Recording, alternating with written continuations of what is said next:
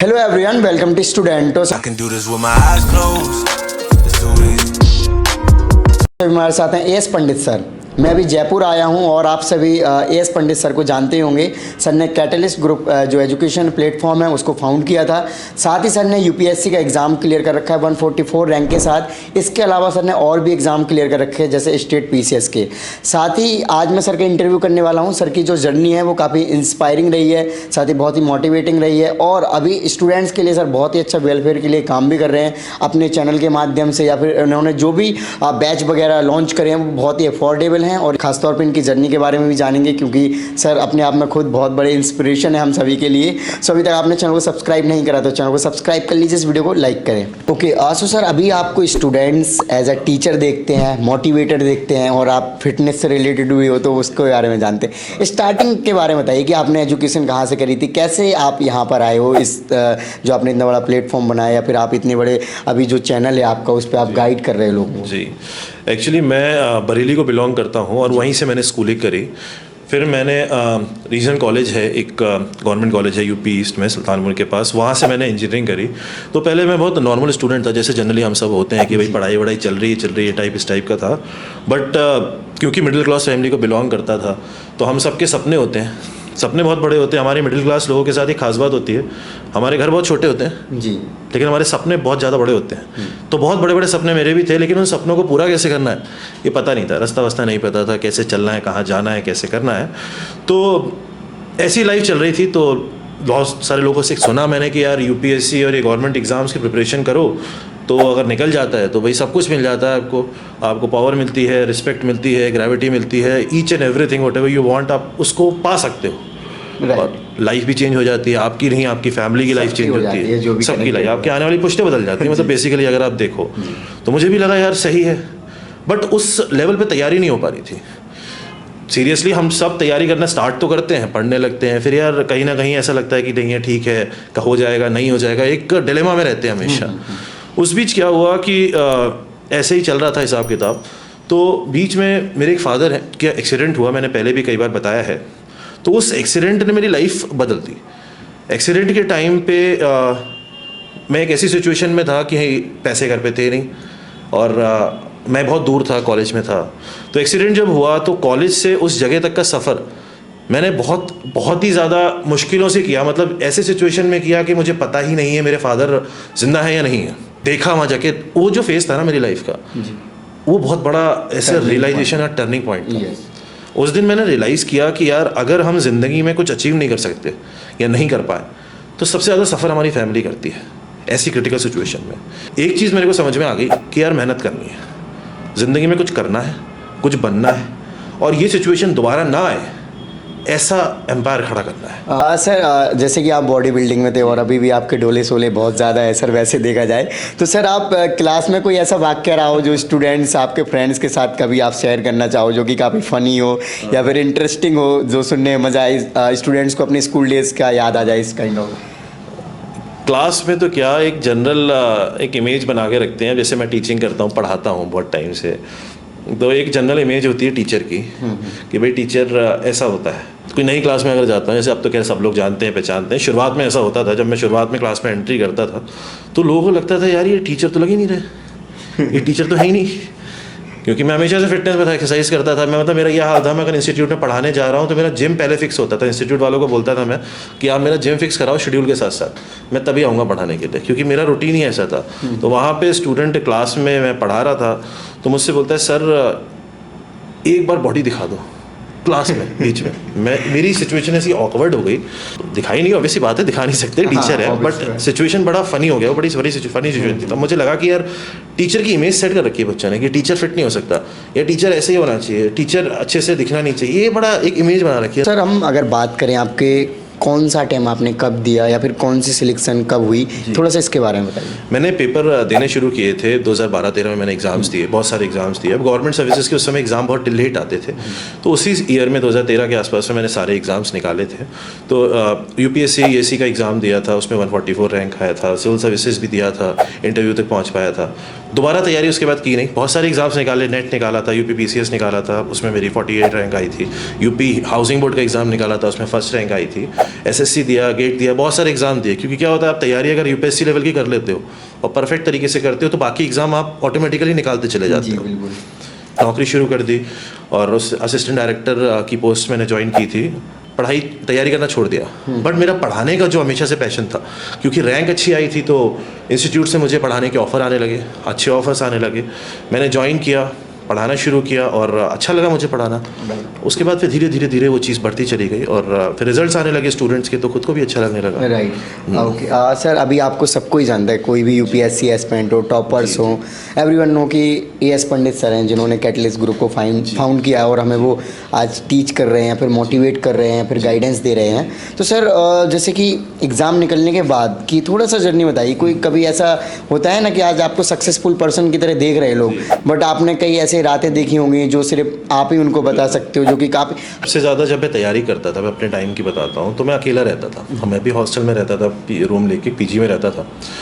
तो मैं घर नहीं जाता था क्योंकि मुझे लगता था घर जाऊँगा तो आना जाना खर्चा, टाइम वेस्ट, सब चीज़ होता था। त्योहार, तो वो जो सिचुएशन होती थी जब मैं त्यौहार में, जैसे सब घर जा रहे हैं तो घर से मम्मी की कॉल आती थी, तो वहाँ पे उस टाइम मुझे ऐसा लगता था यार क्या ज़िंदगी ऐसी रहने वाली है मेरी, क्या ये कभी बदलेगी नहीं। इतना टफ फील होता था, इतना फ्रस्ट्रेशन लगता था कभी कभी। तो वो टाइम ऐसा होता था, कभी कभी वीक फील करता था मैं अपने आप को। बट मैंने अपने लिए एक रीज़न ढूंढ रखा था हमेशा। मैं हमेशा हर जगह बोलता हूँ, अगर आप तैयारी करते हो और आपको लाइफ में कुछ अचीव करना है तो आपके पास एक सॉलिड रीज़न होना चाहिए। जब आप गिरो या टूटो या बिखरो तो वो पीछे आपको लात मारे रीज़न कि नहीं, तुझे गिरना नहीं। राइट, देखो दो चीज़ें हैं लाइफ में। अगर आप रिलेशनशिप में आते हो, आपके पार्टनर आपको सपोर्टिव मिलते हैं। सपोर्टिव पार्टनर का मतलब अगर आपको पढ़ना है पूरे दिन और आप बात नहीं कर पाते हो और आप पर भी कोई आपको दिक्कत नहीं है तो कोई इशू नहीं होता किसी चीज़ में। बट अगर सिचुएशन ऐसी है कि सपोर्टिव नहीं है इन केस, तो उस केस में मुझे ऐसा लगता है कि बच्चे को या स्टूडेंट को, एस्पिरेंट को, जब तक उसका टारगेट अचीव ना हो जाए, ये एग्ज़ाम निकल जाते हैं, निकालने के लिए बने एग्ज़ाम। आपको पता है इतने सारे लोग फॉर्म भरते हैं यूपीएससी का। सीरियस एस्पिरेंट जो है ना, जो कम्पीट करता है 5000 होता है, बस 5000 ये कॉम्पिटिट कर रहे होते हैं। बाकी सब आया तो 6 महीने में तैयारी छोड़ चुके होते हैं, ये ट्रैक से उतर जाते हैं या डिस्ट्रैक्ट हो जाते हैं। तो ये जो 5000 है ना, ये आज मुखर्जी नगर करोल बाग में ना रूम में बंद करके अपने आप को पढ़ रहे हैं। आपको अगर इस कैटेगरी में आना है 5000 3000 की, तो आपको सिंगल फोकस के साथ, एक घोड़ा होता है ना, दोनों साइड से बंद करके अपना टारगेट सेट करके चलता है, वैसे चलना है, तब आप अचीव कुछ कर सकते हो। राइट। और आज आपने एक रिनाउंड इंस्टीट्यूट को ओपन किया है या फिर आप चला रहे हैं सर, तो इसके बारे में बताइए कि कैसे आपने वो छोड़ा और फिर इसका डिसीजन लिया। मुझे ऐसा लगा कि मैं कुछ ऐसा करूं इस सोसाइटी के लिए, लोगों के लिए, स्टूडेंट्स के लिए, middle class, below middle class बच्चों के लिए, कि उनके लिए मैं एक ऐसा प्लेटफॉर्म क्रिएट करूं जिसमें वो घर बैठे आराम से जो उनको चाहिए बहुत ही कम पैसे में उन तक पहुंच जाए। ये मेरा बेसिक मोटिव था कैटलिस्ट स्टार्ट करने से पहले। इस मोटिव के साथ हमने इसको ऑनलाइन फॉर्म में स्टार्ट किया। बहुत अच्छा रिस्पांस आया, बहुत अच्छे रिजल्ट आए। रिसेंटली इतने अच्छे सिलेक्शन हुए हैं। जब बच्चे ऑफिसर बन जाते हैं ना, और जब उनके घर से फ़ोन आता है कि सर हम सेलेक्ट हो गए, और लोग जो आज तैयार हो रहे हैं, जो बन रहे हैं, जो अचीव कर रहे हैं, उनकी कहीं ना कहीं दुआएं मिलती हैं लाइफ में। और वही सपोर्ट है कि सब लोगों का, कि आज हम लोग कहीं ना कहीं आगे बढ़ रहे हैं आप लोग के सबके साथ। Right sir. तो सर आपने कोई बैकअप सोचा था कल को, अगर मैं इस फील्ड में जा तो रहा हूँ ये स्विच करने के बाद, अगर सक्सेस नहीं होता हूँ तो फिर क्या? देखिए, मेरा बैकअप हमेशा मैं बोलता हूँ आप रिस्क लो, लेकिन कैलकुलेटेड रिस्क लेना चाहिए लाइफ में। मैंने रिज़ाइन किया, जॉब छोड़ी, उससे पहले मेरा बैकअप तैयार था।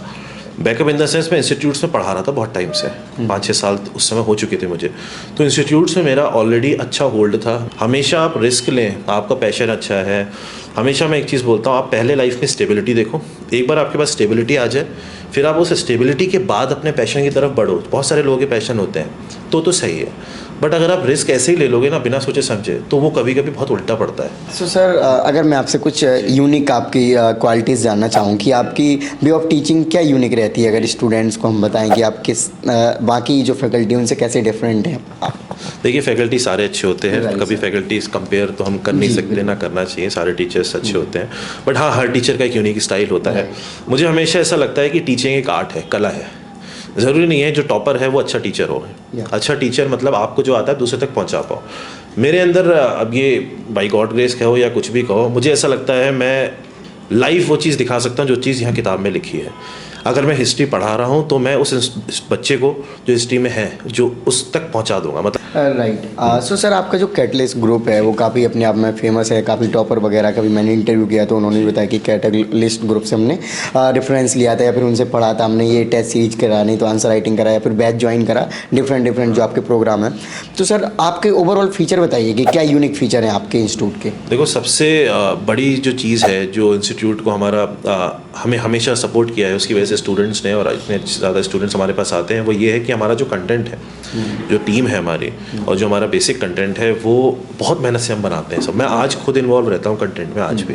अगर हम टेस्ट बनाते हैं हम लोग, तो मैं और मेरी पूरी टीम, जो फैकल्टी टीम है, कोर फैकल्टी टीम है, इन्वॉल्व रहते हैं। दूसरी चीज़ जो है, हमारा फोकस हमेशा से रहा है अफोर्डेबल एजुकेशन में।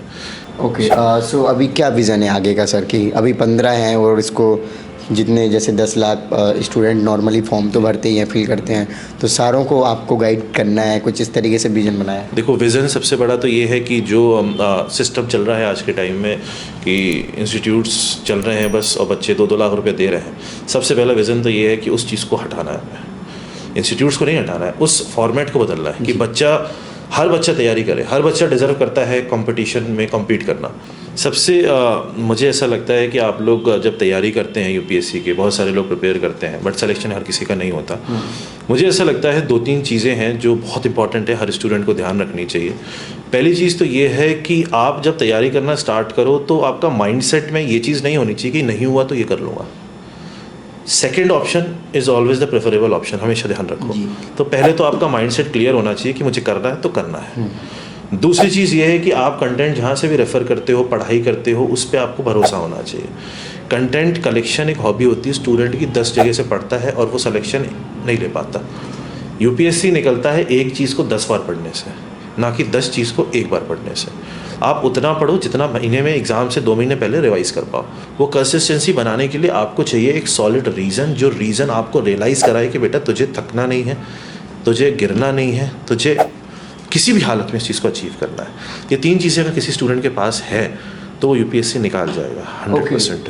डेफिनेटली सर, अभी जो स्टूडेंट आपके नहीं ज्वाइन किए होंगे, उस ज्वाइन करने का सोच रहे होंगे इस वीडियो को देखने के बाद, या फिर कहीं से भी रेफरेंस मिलता है, तो आप क्या मैसेज देना चाहोगे उन स्टूडेंट्स को जो आपके साथ अपनी यूपीएससी की जर्नी को आगे बढ़ाना चाहते हैं। मैं बोलना चाहूँगा कि जैसे कि आप लोगों को पता है, हम लोगों ने दिल्ली में करोल बाग में और मुखर्जी नगर में हिंदी और इंग्लिश मीडियम के बैचेस लॉन्च किए हैं और बहुत ही अफोर्डेबल फीस पे, और फैकल्टी ऐसी है जिनको आप नाम से पहचानते हो। मतलब आप नाम बोलोगे और वो फैकल्टी वायरल फैकल्टीज़ हैं, उनसे फेमस फैकल्टीज़ नहीं है, 30-30 साल का एक्सपीरियंस है।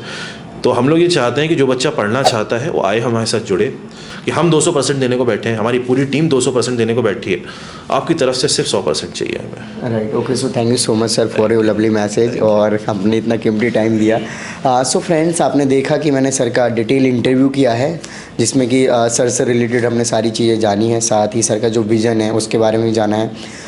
सो फ्रेंड्स, जो कैटलिस्ट ग्रुप है उनके कॉन्टैक्ट नंबर, साइट के लिंक और भी जो डिटेल है इंस्टीट्यूट से रिलेटेड, अगर आप इनके साथ कनेक्ट करना चाहते हो तो वीडियो के डिस्क्रिप्शन में मिल जाएगी। सो आई होप कि वीडियो अच्छी लगी हुई तो इस वीडियो को लाइक करें। अभी तक आपने चैनल को सब्सक्राइब नहीं करा तो चैनल को सब्सक्राइब कर लीजिए, एंड आपके जो भी क्वेरीज होते हैं आप हमें इंस्टाग्राम और फेसबुक पर मैसेज कर सकते हैं। इन सभी के लिंक वीडियो के डिस्क्रिप्शन में।